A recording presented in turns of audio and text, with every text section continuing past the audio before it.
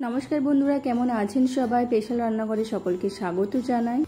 আমার আজকের রেসিপি দই কাতলা। খেতে অত্যন্ত সুস্বাদু আর বাঙালিরা মাছ খেতে খুবই পছন্দ করে। তো চলুন দেখে নেওয়া যাক আজকের এই ভিডিওটি। আমি মাছের পিসগুলোকে ভালো করে ধুয়ে পরিষ্কার করে নিয়েছি। এরপর আমি এর মধ্যে দিয়ে দিলাম লবণ আর দিয়ে দেব হলুদ গুঁড়ো, দিয়ে ভালো করে মাখিয়ে নেব।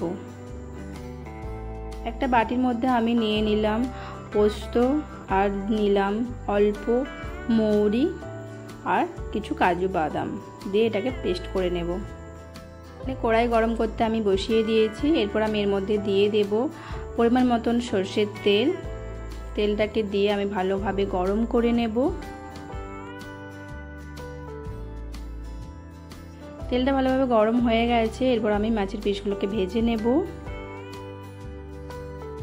আমি একটা মাছের পিস দিয়েছি, এটাকে উল্টে নিয়ে আমি আরেকটা মাছের পিস দিয়ে দেব এর মধ্যে।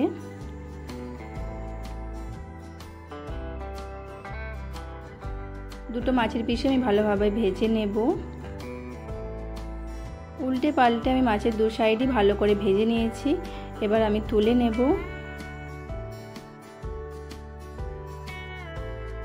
এরপর আমি তেলের মধ্যে দিয়ে দেব একটা তেজপাতা আর দিয়ে দেব গোটা গরম মশলা। তার মধ্যে আছে এলাচ, লবঙ্গ, দারুচিনি আর দিয়ে দেব শুকনো লঙ্কা। হালকা একটু নেড়ে চেড়ে নিয়ে এর মধ্যে আমি দিয়ে দেব কোচানো পেঁয়াজ। পেঁয়াজটাকেও হালকা একটু করে ভেজে নেব।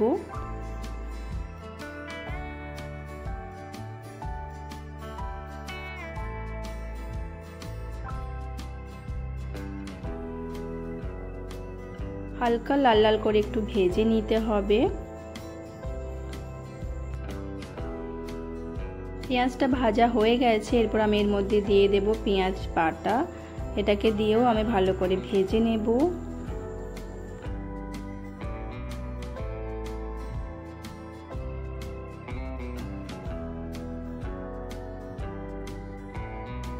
এরপর আমি এর মধ্যে দিয়ে দেব আদা রসুন বাটা 1 চামচ পরিমাণ, দিয়ে এটাকেও ভালো করে আমি ভেজে নেব যাতে আদা রসুনের কাঁচা গন্ধটা না থাকে। মশলাটা ভালো করে ভাজা হয়ে গেছে। এরপর আমি এর মধ্যে দিয়ে দেব পেস্ট করে রাখা মশলাটা, যাতে আছে পোস্ত, কাজু, মৌরি। এটাকে দিয়ে আমি হালকা নেড়ে চেড়ে নেব।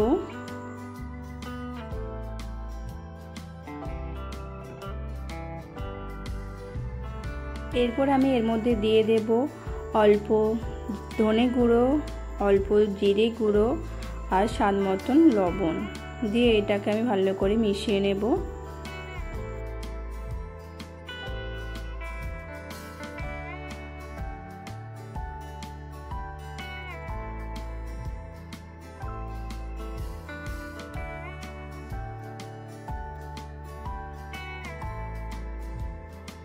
ভালোভাবে মিশিয়ে নিয়েছি। এরপর আমি এর মধ্যে দিয়ে দেব ফেটিয়ে রাখা টক দই। টক দইটা দিয়েও আমি ভালো করে সব কিছু একসাথে মিশিয়ে নেব।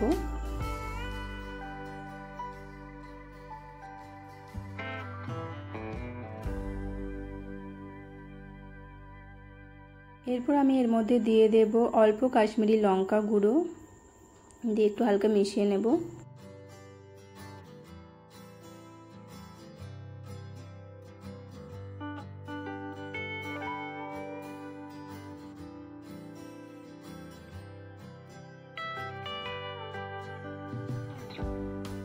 ভালোভাবে সব কিছু কষানো হয়ে গেছে, হালকা তেলও ছেড়ে গেছে।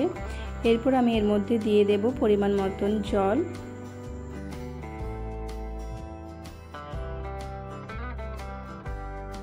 জলটা দিয়ে আবারও আমি সব কিছু মিশিয়ে নিচ্ছি।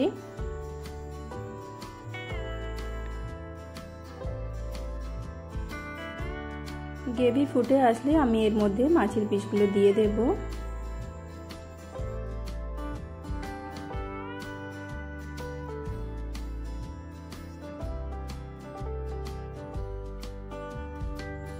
মাছের পিসগুলো দিয়ে দিয়েছি। 2 মিনিটের মতন ঢাকা দিয়ে আমি এটাকে রান্না করে নেব।